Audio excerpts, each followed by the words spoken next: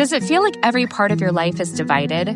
Every scenario, every environment, your church, your school, your work, your friends, left, right, conservative, liberal, religious, secular. It seems you always have to take a side. This is a conversation between a progressive Christian and a conservative atheist who happen to be great friends. Welcome to Living on Common Ground. Do you think if we met today, we would still be friends? I don't know, but we're friends now. A mob is known as a mob because they're with you. Man, so what? We won a few games. And y'all fools think that's something? Man, that ain't nothing, y'all. And you know what else? We ain't nothing either. Yeah, we came together in camp. Cool. But then we're right back here and the world tells us that they don't want us to be together. We fall apart like we ain't a damn bit of nothing, man.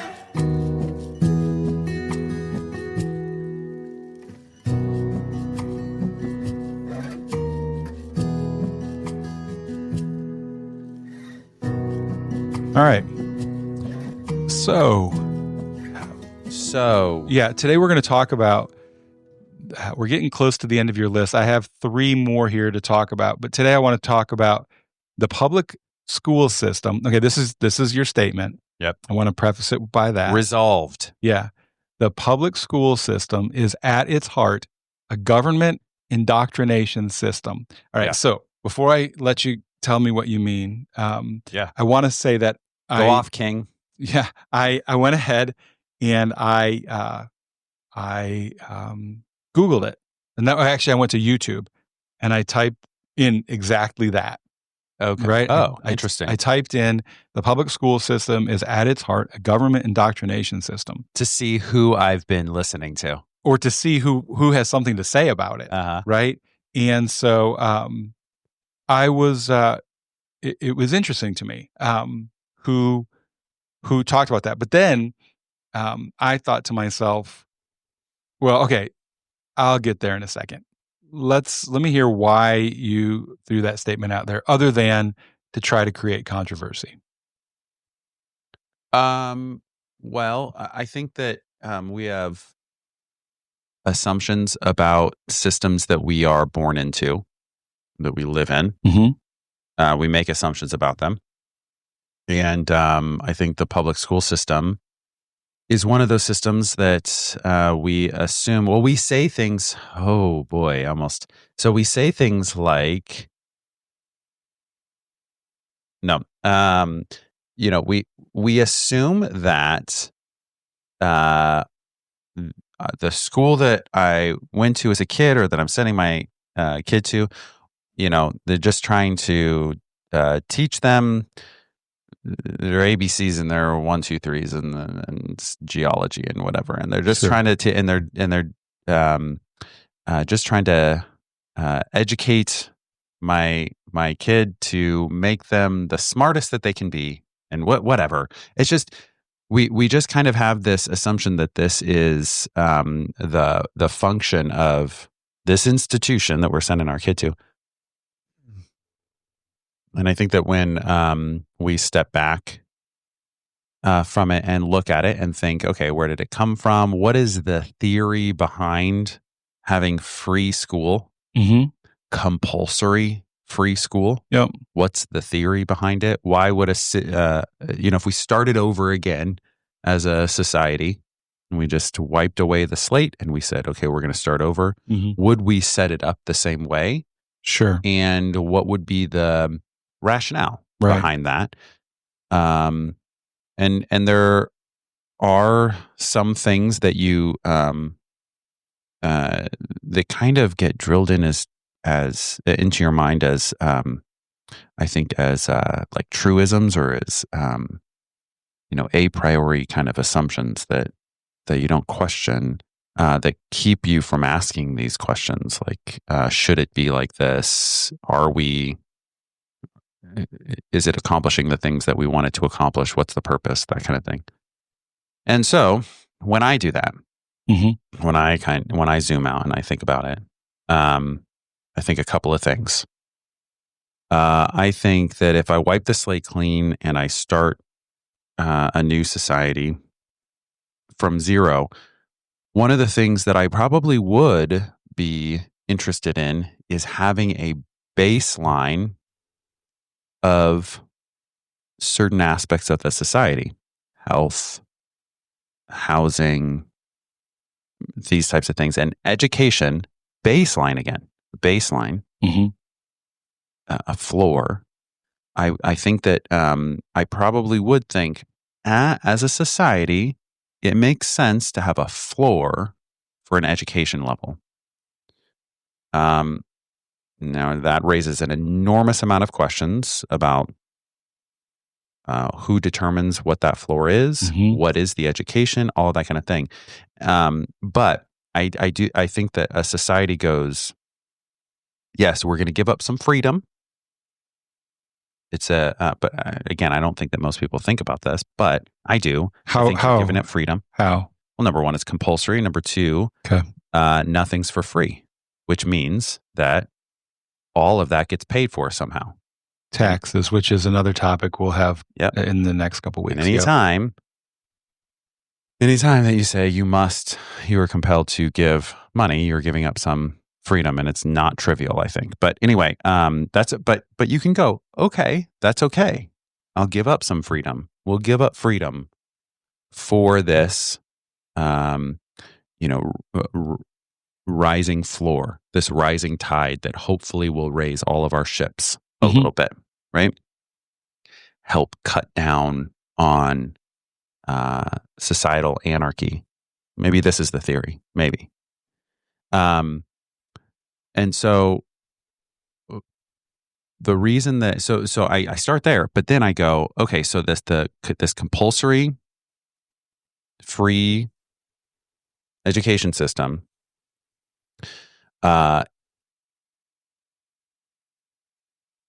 when it starts at a local level, and then starts to get, this is the history, I mean, this is very uncontroversial history, then it starts to become subsumed by larger and larger organizations. So like district, state, and now federal, right? So, Federal Department of Education, which we kind of touched on maybe a year ago, something like that. I kind of tongue in cheek said Department of Education should be abolished, which, obviously is relevant now. But all of those larger and larger organizations, they all serve to standardize what it is that we're doing in this education process. And anytime that someone is making a decision about the standard policy and procedure for the educational system, what we're doing is creating some sort of indoctrination that is it's based on some sort of top-down decision. And so when I say government indoctrination system, I really do mean government. It might be state. Even if you pulled it down to a local level, even if you eliminated Department of Education, you returned all of those decision-making, all of those decisions back to a local level, it would still be a local government indoctrination center or system. And does that answer your question about why I said that? What my thought process was? Yeah, no, and I don't necessarily disagree with you. Okay, so one of the things that I noticed is that it seems to me, as I was looking at the YouTube videos, is that those who are complaining right now about how it's an indoctrination, and they're using language like they're trying to control your children and things like that. It seems to be a lot of people complaining that the education system is being run by ultra progressive people, and that we as a country need to get that back. And so really, let's just acknowledge that there is indoctrination that goes on at schools. It's not just simply, like you said, let's learn arithmetic and let's learn, how to read and write. I mean, that's going on, but there's a lot more to it than that. Okay. I'm going to argue that I don't think that there's any way that it could not be. right? I mean, anytime you begin to educate children, unless you're and I mean, you can get into like you can get into all kinds of like early childhood development arguments about brain development, and you can talk about like Piaget and at what point does reasoning begin and all that. All right. So all of that aside, I think that the original reason for public education was indoctrination. Okay. Same. Right. Okay. So are you familiar with his name? I had to look it up just a minute ago because I couldn't remember it. Horace Mann? Yeah. Okay. So Horace Mann, right? He's considered to be the founder of the public education system in the United States. I believe I'm correct in saying that he looked at Prussian, Prussian school systems, and then and took that and began to apply it to the how we do public education here. He believed that it was essential for a functioning democracy, right? So that you could children be able to learn like the basic skills to be good citizens. I think he probably had something in there too about social mobility, but I'd have to look more at what he was talking about in order to be able to even speak into that. All right. So a few years, actually, I think it's been almost 13 years now, Richard Dreyfuss wrote a book. And he kind of picked up on that idea that at its core, what the schools, if it is an indoctrination system, which fine, to what end, right? And I think that really becomes the rub. It's to what end, and so he argues, Richard Dreyfuss now, that one of the problems that we have is that we have removed civics from school. So if the purpose of a public school is to develop good citizenship, you're no longer doing that if you're not teaching civics, which I think is part of the reason and I'm not even going to make fun of people. I think it's a waste of time to make fun of people. Like you can watch a video. There's one out there right now about how can you name who's the Chief Justice today? Sure. And okay, fine. Sure. I watched a all video. The man on the street ones. That and we can all sit back and laugh at them while secretly we can't answer the freaking question either. I'm just kidding. Yeah. I'm just kidding. I was just trying to think if I could. The Chief Justice? The Chief Justice, John Roberts. That's it. But I get that. I wanted to say Robertson, but I didn't think that was right.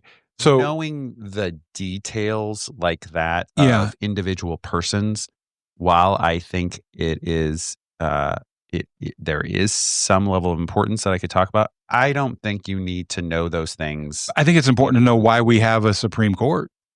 What the Supreme Court's supposed to do. Right? That kind of thing. And do you remember those old schoolhouse videos? Did they still use them when you were in school? I saw one when I was like in elementary Just school. a bill? Like I'm a bill? Yeah, the bill thing. I love that. Which is complete fiction. But anyway. It was great. But those were great videos. It was great. Yeah. Yeah. So anyway. Indoctrination, of course. So I think, I could get into, okay, let me, so again, I'm watching videos, right? And I'm doing all this thing, but go ahead. Do you feel like the statement on its face is uncontroversial then? I don't have a problem with that. I think that the controversy is what are we indoctrinating, right? And that really comes down to the importance then of voting. Like we don't think it's like how many people take the time to really consider. Now I know it's getting more and more important with what's going on in our country, but how many people actually take the time to think about what's going on with what's going on in our country? A greater and greater divide, which is causing people to become more and more interested in things, I think. Yeah, and making politics sports more and more. Yes, yeah. It becomes there's an entertainment value to it, and then we all have an opinion about it. Even though I always think it's interesting, like when you try to watch a sporting event with somebody who never played, but they've got all kinds of opinions. Oh, interesting. Right? You've had that? Oh, I thought you were going to say like they just are uninterested. And, oh, no. Like, okay, for example, and I'll bring this back to the politics thing. yeah. All right. So, grew up a Detroit Red Wings fan, hockey, Okay. right? But then moved to St. Petersburg, Florida. Yeah. And when I moved there was no team, Yeah. right? And then but as I lived there, the Tampa Bay Lightning, like, was an expansion team there. And so I was living there as an adult when that happened. Okay. And we would go to the games, and you had a bunch of people that grew up in Florida that had, like, they knew it was a sport, right? I mean, Sure. but they never really paid attention to Just it like they because heard Russia was a country. It never ice skated. Yeah. right. So, I mean, so you'd go and I'd be watching and the teams would be like, there are plays. They're not just randomly running around after a puck, right? Yeah. And then all of a sudden everybody like, they got the puck in the zone and they're trying to set up a play and everyone just starts screaming, shoot it, shoot it, shoot it. And you look around and you're like, oh my gosh, just shut up. You don't even know what you're talking about. Yeah. Like, you don't want to just shoot it. All right. I feel like right now we have turned politics into that, where we don't know because, like, civics has gone out. Like, we don't even know how things are supposed to work. But we all have an opinion because we've heard someone say something. It takes one person in an arena to yell, shoot it. And everyone else around them be like, well, that sounds like a pretty good idea. Right. Right. And all of a sudden we're going to shoot it. And so all of a sudden we're like, oh my gosh, I can't believe this person did that. And you're like, no, actually, they can't. Uh-huh. Right. It actually has to run through these processes. And so you can't say, and how long does it take for a process when it begins to actually, like, take place from the moment it becomes something, right? And so we're all sitting back and we're watching it and we're all screaming, shoot it, shoot it, shoot it. I probably should have come up with a better analogy. Now that I'm thinking about that. I'm with you, and don't worry about it. We're all adults here. Okay. So anyway, wait, go ahead. All right. No. Go ahead. I was going to go ahead. John Mulaney had this bit. Mm-hmm. Comedian had this bit that we loved during the first Trump administration. Mm-hmm. He has a great long bit referencing Trump, and he's not a political comedian. He doesn't really get into politics, and so the stuff that he was talking about it's just really funny the way he's describing it. But at the end, he's saying something. It's something along the lines of like, and I know some of my friends are like, well, why didn't you say this when the last guy was doing the same thing? And he's like, get out of here with your facts. I wasn't paying attention back then.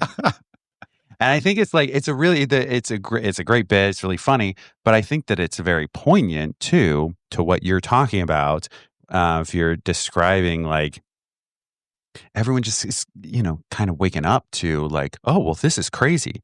Well, yeah, it was crazy 8 years ago too, and it was crazy 17 years ago too, and and then people who have like been watching politics as their sport for a long time are like, well, yeah, that's just kind of what they do, and like, and then, but then to your point, but the other point of what you were saying, when a couple people start going, shoot it, shoot the puck. And then everyone is like, no, go ahead, try to score. And you're sitting there going, no, you can't shoot the puck on the goal right now, because there's this policy that says that you have to first get, a war provision passed through Congress. And everyone's like, doing the Pompey thing of like, would you please stop quoting laws to those of us who have swords, right? That's the great Pompey line during the first Roman Civil War. Please do not quote laws to those of us who have swords, right? When everyone's going, go ahead and do it, you just get more and more like mos maiorum being eroded, right? Because you don't have, to your point, there's all these people being like, just do it. And then at some point, the guy who's got the puck might go, well, what if I just do it? Who's going to stop me? Well, the ref. Well, I've got like 200 people behind me says that ref's not going to do anything to me. How about that? Right. Yeah. Well, it's just, there's so much with that analogy. Yeah. All right. So yes, let's get back to yes, it's indoctrination. The problem that we have right now is, it really becomes a battle of, if it were simply indoctrination in order to help make us better citizens, that might actually be a really good thing, the study of civics. The debate, though, is more like, well, who gets to determine what's being indoctrinated? What makes you a good citizen? Yeah. And so I do think it matters. Like, pay attention to who's running for school boards, local school boards all of a sudden. Like, don't just ignore that. Local politics is super. It's more important. Super you can't just think that because you voted for the president that you're going to make a change. I think that most of the politics that actually impact us are our local politics. Yeah. Right. So without a doubt, uncontroversial. But I don't think the reason that I made that statement the way that I made it is because I don't think most people. I think there are a lot of people who would have their hackles up about that. They would not. They would say no, that's wrong. It's not indoctrination. Well, I think that I think the reason you would have that, in my opinion, is because the people that would be saying it's not are the people that right now are being accused of using it poorly. Sure. Right. So if and they would hear that statement as a dog whistle. Yeah. Right. Sure. So let's just say that that someone gets on. Well, I watched it this morning. Mm-hmm. They make a video and they go out there and they talk about how right now your kids are being indoctrinated by the woke snowflakes and all this kind of stuff. Right. Mm-hmm. So if I'm a progressive person, if I'm a progressive person, right? You're going to say then, no. Then I'll be like, it's not indoctrination, it's education, right? It's history, right? But if all of a sudden we're like, someone else comes on, and they say, you better watch out, they're indoctrinating your children to become uber fundamentalists who are book burning Nazis and which is happening. I mean, like, I'm not saying that that's happening. I'm saying that's the accusations that are being thrown around, right? Then in that context, I'm going to say it's not indoctrination, it's education, and I'm going to say the exact same thing that the other side is doing. Yeah. It just depends on who's being accused at the moment. Yeah. All right. So that's how, to me, that becomes a controversial statement if it is included in the accusation. Yeah. Right. But if we can step back for a moment, which is what I'm trying to do, and say, well, let's look at it objectively. Mm-hmm. If you go back to Horace Mann, that's exactly what it is. Mm-hmm. Right? I mean, it's built into the system. It's in its DNA. Mm-hmm. There's nothing you can do about it. So the question becomes, can we do it in a way that is beneficial, that is responsible? And I think also if you're a parent and you're listening to this, get more involved in your children's education than just assume that everything's being done well and whatever happens. All right. So this is, though, I am going to get on a little bit of a bandwagon here, and I agree with Richard Dreyfuss, and interestingly enough, I agree with DeSantis. Mm-hmm. All right. Okay. Let's go, baby. Because DeSantis also believes that civics needs to be brought back into our school. Yeah, sure. All right. Now we can debate what is civics and what's being taught in civics. But I think that this gentleman, whose name I wrote down, it's Benjamin, I think it's Kwesi Klutzy. I don't know from this. All right. Yeah. So anyway, I could have destroyed his name, if I did, I apologize. But this is what he has to say about civics being in our... Civics is foundational. It's really important for students to understand how the rules of this country came to be, the institutions that are set up in this country, the political process that's in place, and a whole host of other things that it's just important to know to live peacefully and engage and collaborate with your fellow citizens. Okay. I think that's why it's important to have civics brought back into our school. I think that there's like, you can't say this is the reason that we see our country getting a greater divide. Like, that would be too easy. But I do think that it might be a step to helping bring us back together a little bit, as if we understood how the system's actually supposed to work. Yeah, I mean, the immediate problem is, who do you trust to tell your kids how the system is supposed to work, right? And how it was created. Because I'm 100% with you.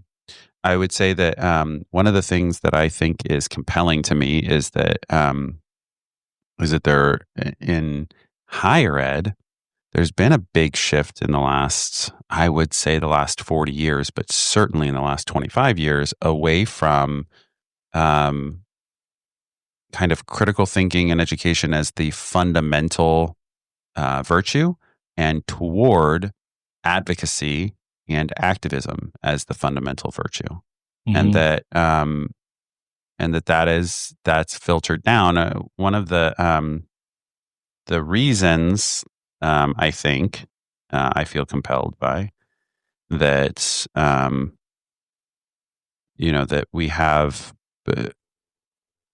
that in general the high school, junior high, and elementary school public school system tends to have a left lean, is because in the 70s, a lot of the people who were involved in I hesitate to say the civil rights movement, but in the end of that movement. So it's not don't think the Martin Luther King Jr.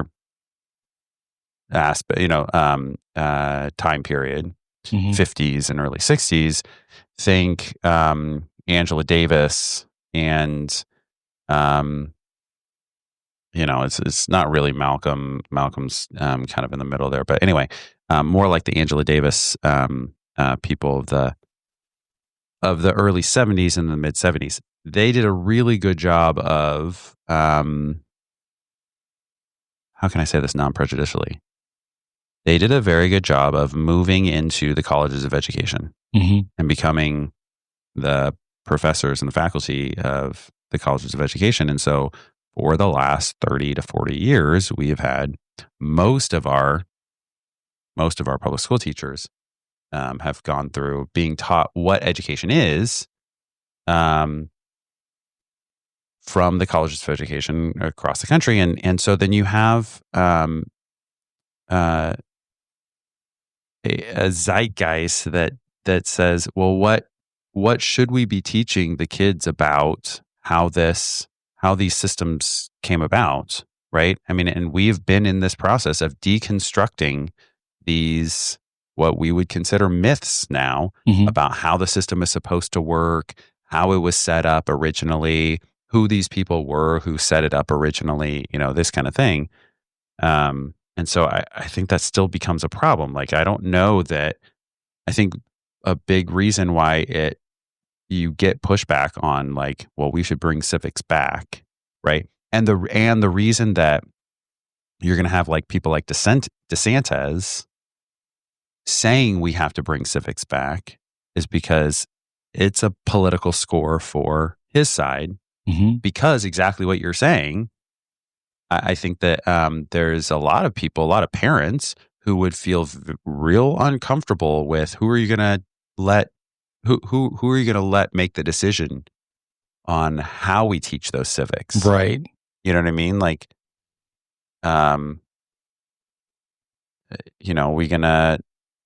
We gonna teach. I mean, we even have we've talked about this before, but there is controversy over how far free speech should go, and are we going to teach our kids that there should be? That we're free speech absolutists, or are we going to talk about how there's, it's totally fine to have hate speech laws and these kinds of things. Right. So,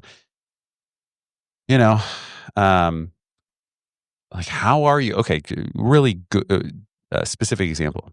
How are you going to teach junior higher what the role of the Supreme Court is? Right. I mean, I grew up listening to Rush Limbaugh with my grandma during the Bill Clinton years. And,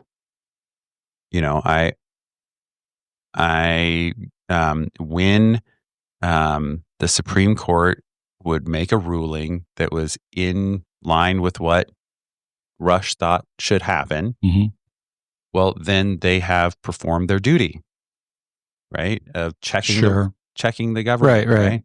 And if they did not, then they are you know, a constitutional constructionalist, or Right. I can't off the top of my head remember the terms, but essentially, like, there's the theories that the Constitution is a living document, should be molded. And that's what the point of the Supreme Court is. Yeah. And then there's the theory that no, the Constitution should be kind of set in stone, and the whole point is to have it set in stone, so you have something to compare the laws to and see if they're constitutional, right?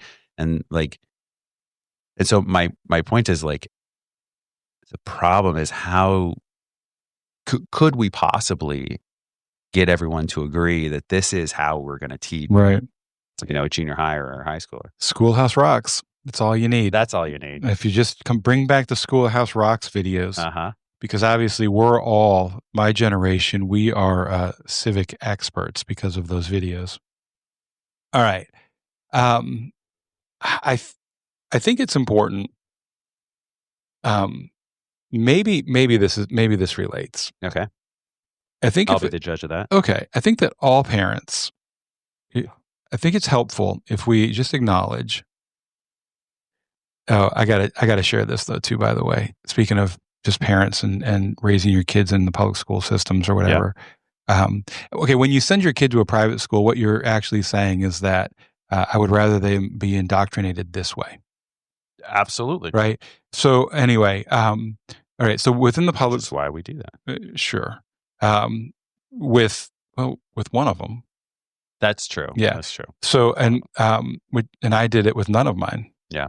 Neither of mine. I shouldn't say none. Like I've got multiple. I got two.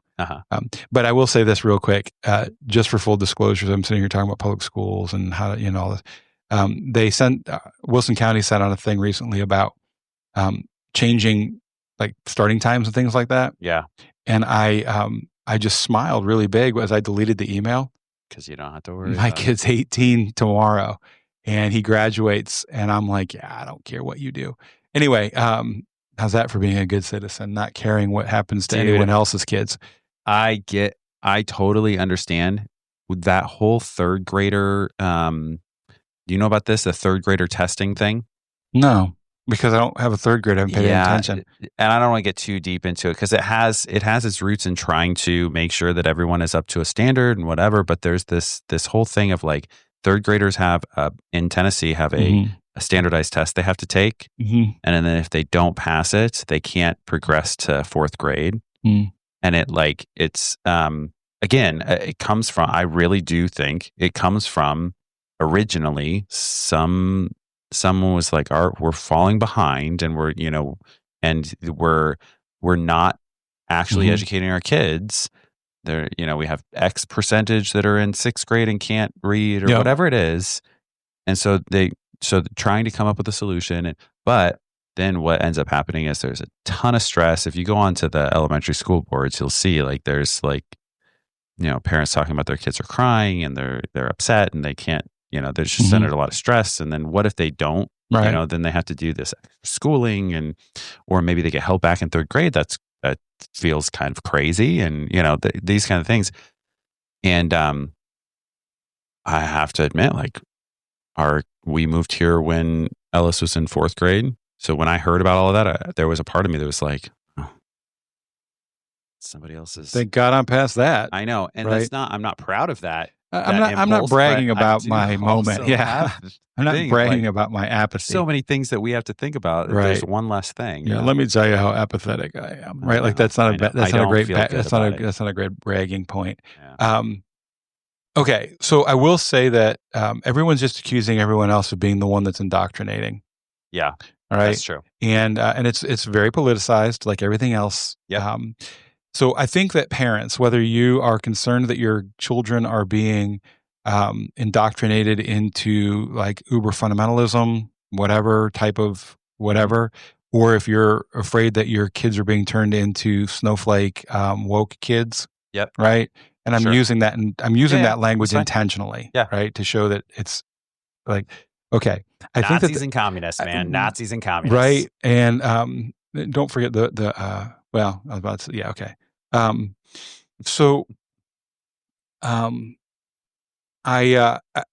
this is something that Denise and I did well, unintentionally. Okay. Help children learn to think critically. Mm-hmm. I think that's the best thing that we can do as parents. And I actually think that might be a good thing to be taught in school. Right. And so I was like, well, at what point can you start teaching that? Well, some experts say that as early as 3 years old, children start to realize that not everything they're getting is true, which is why you start hearing why a lot from little kids. And so really by ages like from 3 to 6, you can sort of start, you actually try to answer their whys, even though my dad always used to say, because I told you so. But sort of talk that. But then really by the age of 7 to 11, they can begin to engage in some more complex reasoning type of stuff. And so I was thinking about this because I have a friend who they're concerned about their child right now, and I'm not going to get into why. But I was thinking about what advice could I give them as someone who's had children that have gone through this age that they're in. And I thought, I think the best thing you can do is just ask your own child why. Right? So if your kid's coming home and they're saying things that they've heard at school, whether it be from in the classroom being taught or whether it be from their friends, because let's not forget the role that other children are playing in your child's education. Sure. Right?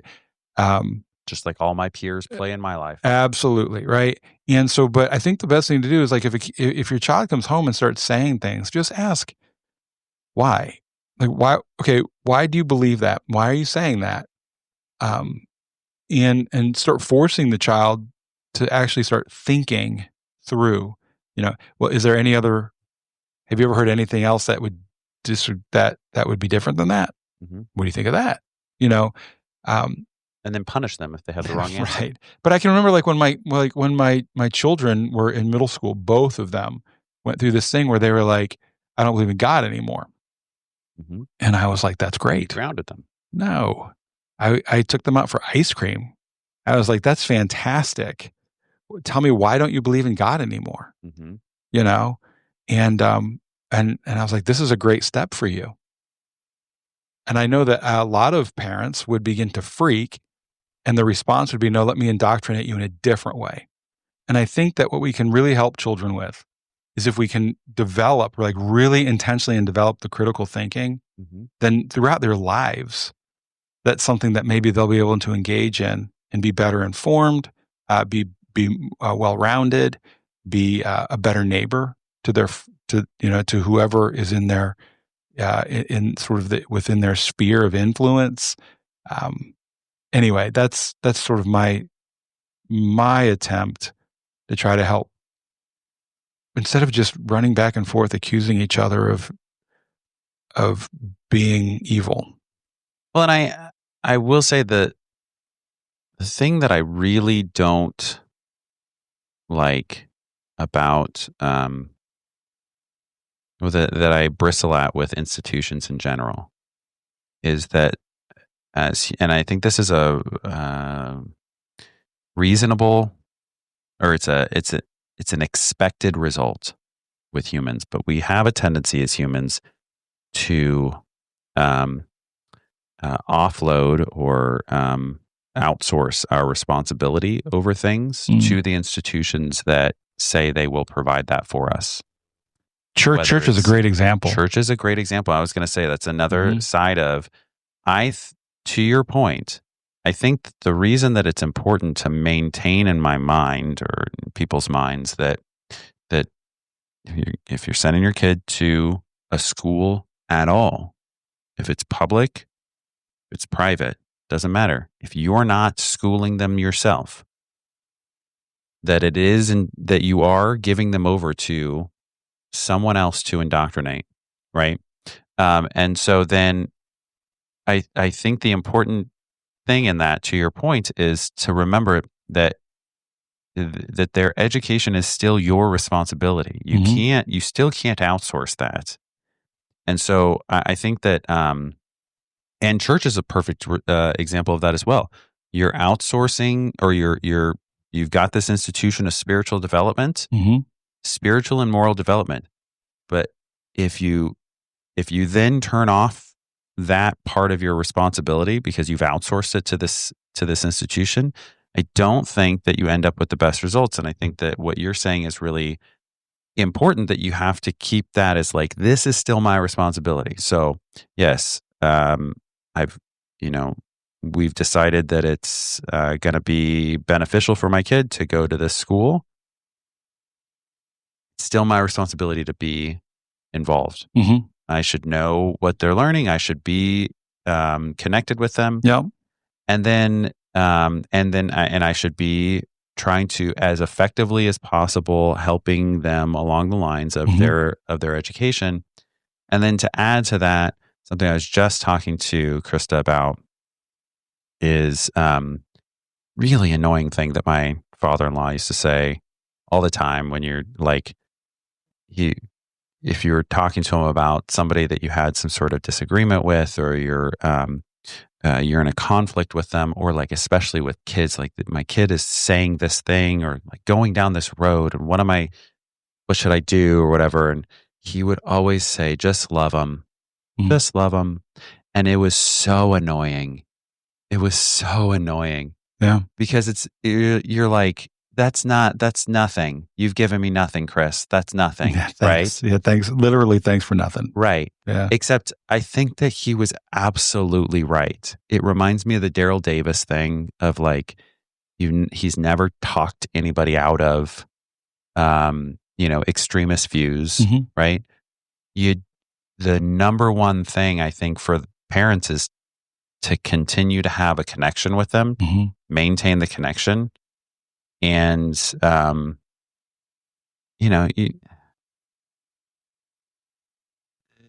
I think that's your best bet to helping them, making sure that you've, as my youth pastor used to say, you have to earn the right to be able to say things, to challenge things. You can't just challenge.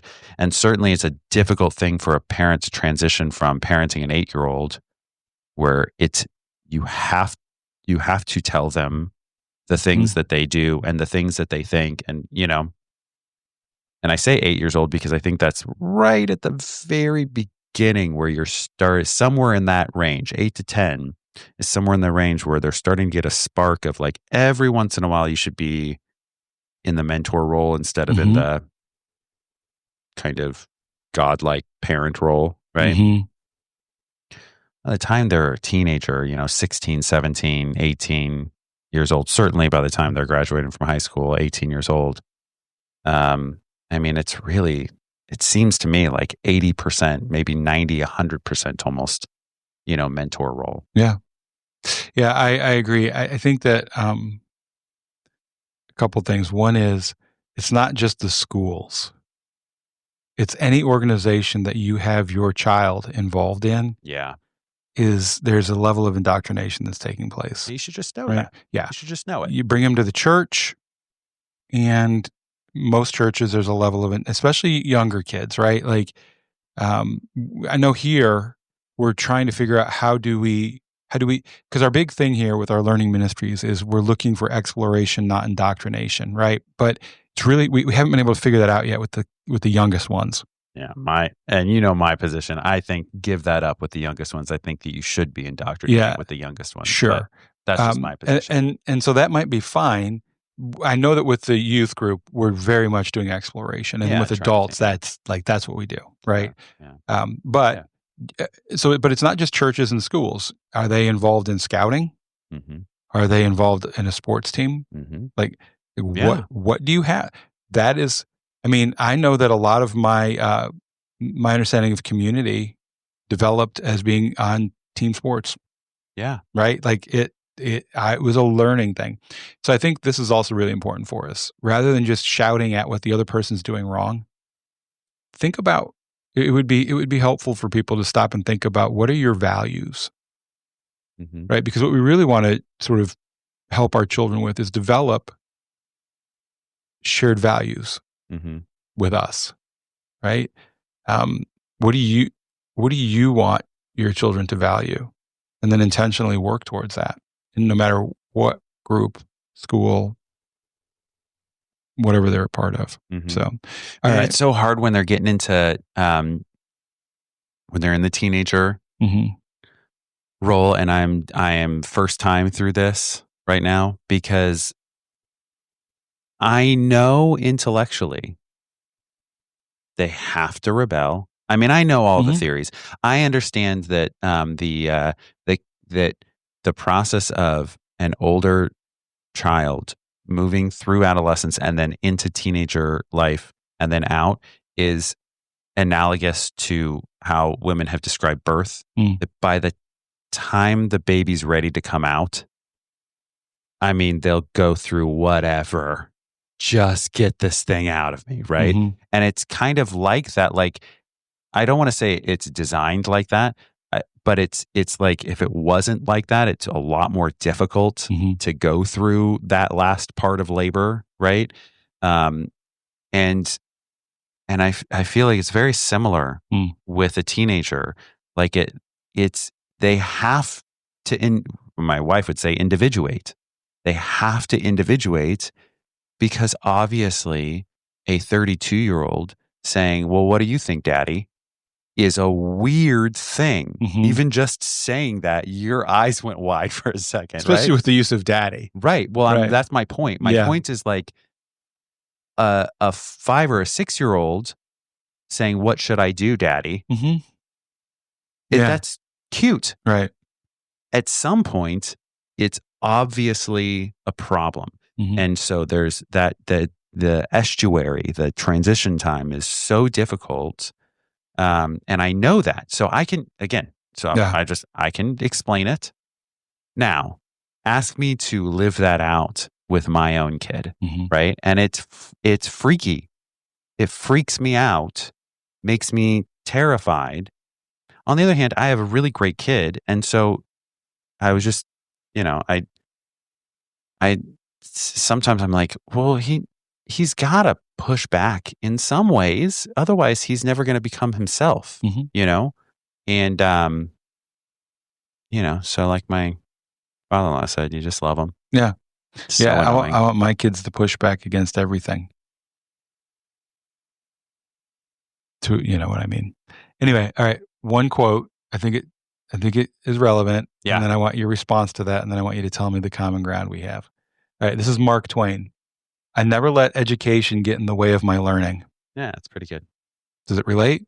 Yeah, absolutely. Okay. All right. Common ground. Well, I think both of us just immediately agreed right from the beginning that that I was right. Yeah. That's how I interpreted that. Actually, I've learned that the best way for us to maintain our friendship is for me to just acknowledge every time Lucas was right, I was wrong. And that way we can stay friends. Oh, so there you go. How do you find living on common ground? Be a patsy. Right? Oh, gosh. No, I'm just kidding. Yeah, no, but actually this time... this is why I don't have many friends, Jeff.